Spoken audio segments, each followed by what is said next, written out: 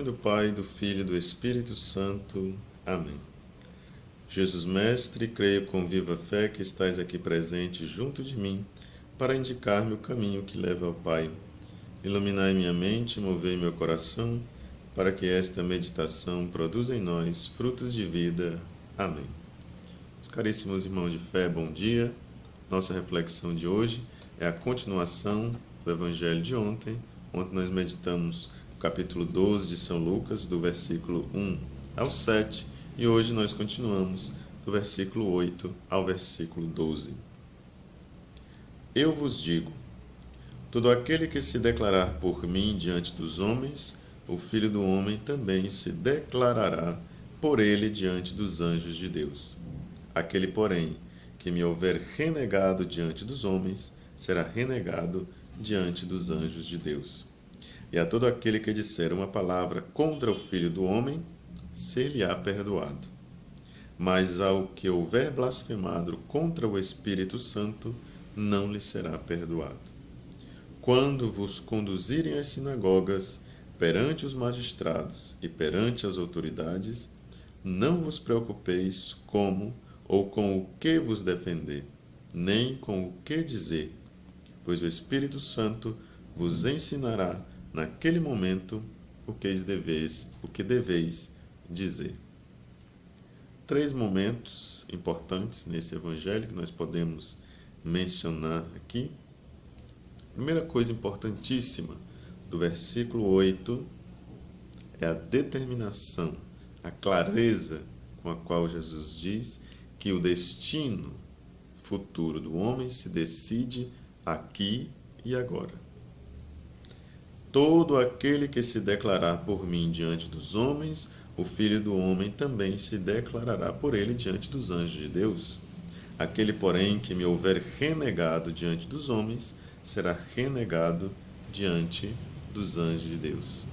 Ou seja, depois da morte, nós não teremos uma nova oportunidade para aderirmos a Deus. A nossa oportunidade e as únicas oportunidades que nós vamos ter é durante esta vida.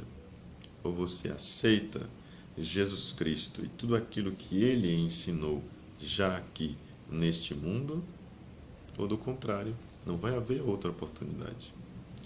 Todo aquele que se declarar por mim diante dos homens, o Filho do Homem, ou seja, Jesus Cristo, Messias, o Filho de Deus, também se declarará por ele diante dos anjos de Deus.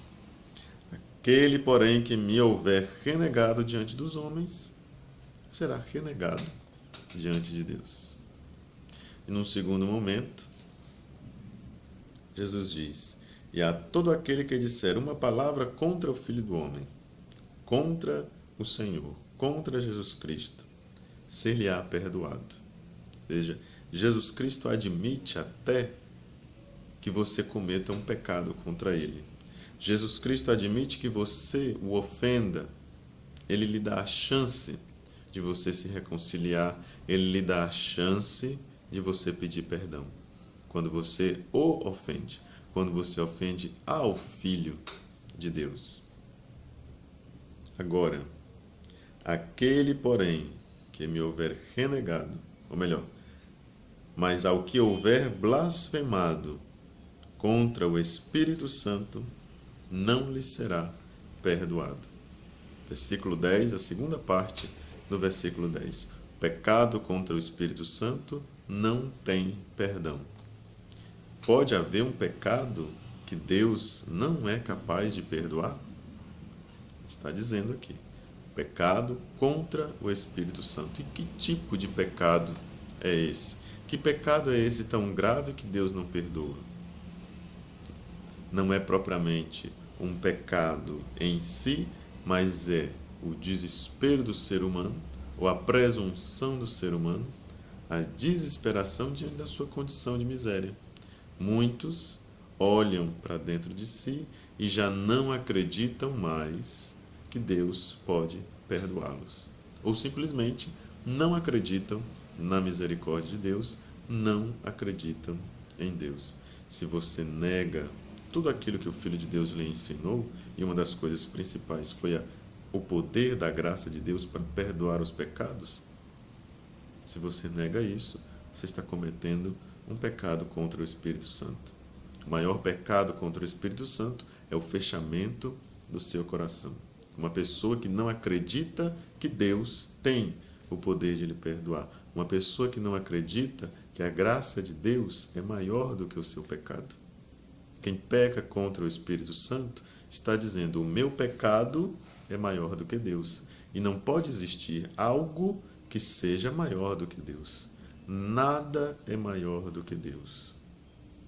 Nem o pior dos pecados é maior do que a misericórdia de Deus, se você se arrepender. Mas se você permanece fechado, se você não pede perdão, se você não se aproxima de Deus, Deus não vai lhe perdoar.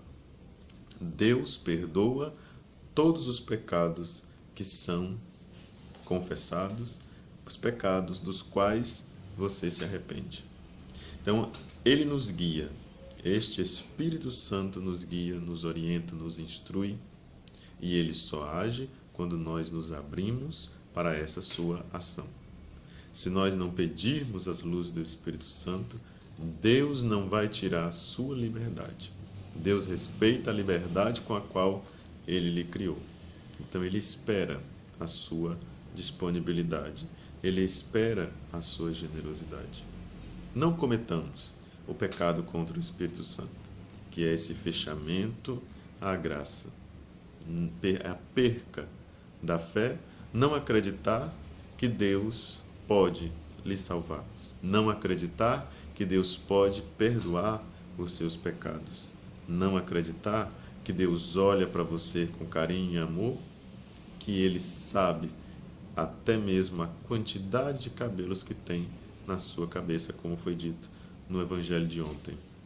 Será que nós não valemos mais do que muitos pardais? Deus se preocupa com toda a sua criação, inclusive com os pardais. E o ser humano não vale muito mais do que os poucos pardais?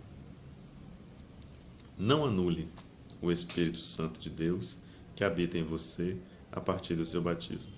No dia do seu batismo, você recebeu este dom do Espírito Santo, este dom de Deus, e que foi confirmado na crisma, no sacramento da confirmação. Mas é preciso que nós façamos aquele processo da figueira. É preciso cavar, adubar, regar, é preciso cuidar.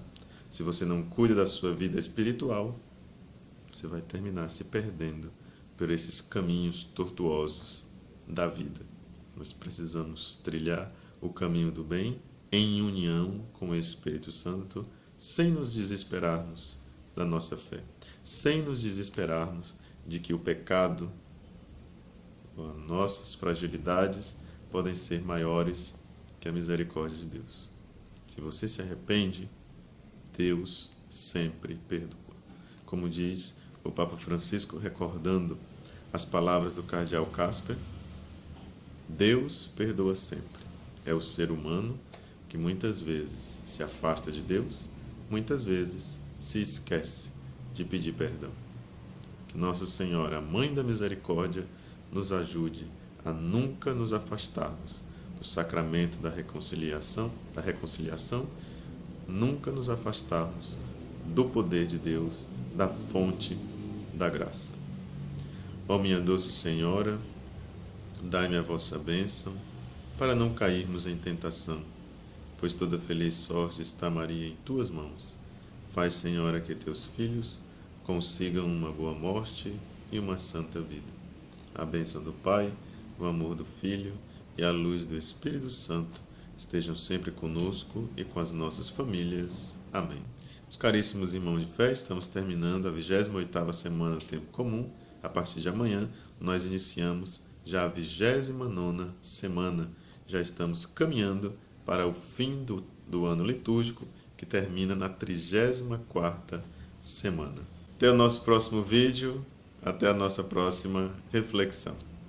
Até logo!